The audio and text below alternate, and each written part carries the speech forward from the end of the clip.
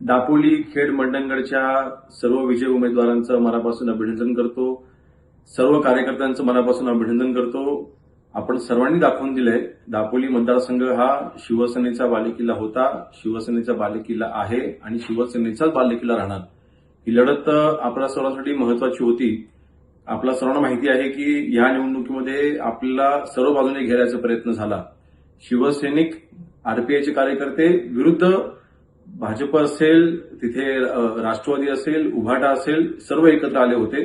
परंतु दापोली मतदारसंघामधल्या किंबहुना खेड तालुक्यामधील गुहागर मतदारसंघामधल्या देखील शिवसैनिकांनी दाखवून दिलंय की विकासालाच आम्ही महत्व देतो आणि ह्या पुढची वाटचाल ही शिवसेनेचा भगवा झेंडा हातात घेऊनच होईल.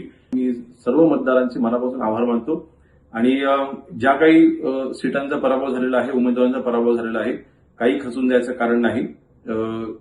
जी काही लढत आहे ती आपण अतिशय उत्तमरित्या आपण लढली. परंतु सगळ्याच निवडणुका या सारख्या नसतात.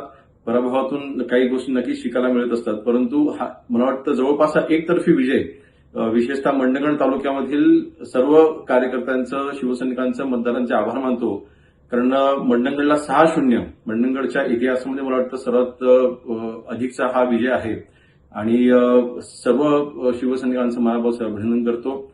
दापोलीमधल्या काही सीट नक्कीच ह्या चुरशीच्या होत्या. विशेष म्हणजे दापोली तालुक्यामध्ये काही सीटांवरती आपलेच मित्रपक्षामधील आपलेच मित्र तिथे उभे होते. परंतु नक्कीच तिथे देखील शिवसैनिकांनी चांगली लढत दिली आणि त्या सीटांमध्ये विजय मिळवून आणलेला आहे. सर्व शिवसैनिकांचं मी मनापासून अभिनंदन करतो आणि विजय जल्लोष करत असताना कोणावरती टीका टिप्पणी आपण करायची नाही आहे. माझी विनंती राहील. आपल्याला माहिती आहे की हा विजय हा विकासाचा विजय झालेला आहे. तीच विकासाची घोडदौड ही आपल्याला ह्यापुढे देखील चालू ठेवायची आहे. सर्व कार्यकर्त्यांचं, मी कोणाचे एकाचं नाव घेणार नाही, सर्व कार्यकर्त्यांचं मनापासून अभिनंदन करतो. माननीय एकनाथ शिंदे साहेबांच्या नेतृत्वाखाली आज शिवसेनेची कोकणामधील वाटचाल ही अतिशय वेगाने पुढे जाते. हीच वाटचाल आपल्याला विकासामार्फत देखील दाखवायची आहे आणि त्यासाठी आता पंचायत समिती आणि जिल्हा परिषद सदस्यांची जबाबदारी देखील वाढलेली आहे. विशेष म्हणजे ज्या उमेदवारांनी इच्छुक असताना देखील ज्यांना तिकीट मिळाली नव्हती त्यांनी देखील या निवडणुकीमध्ये अतिशय उत्तमरित्या काम केलंय.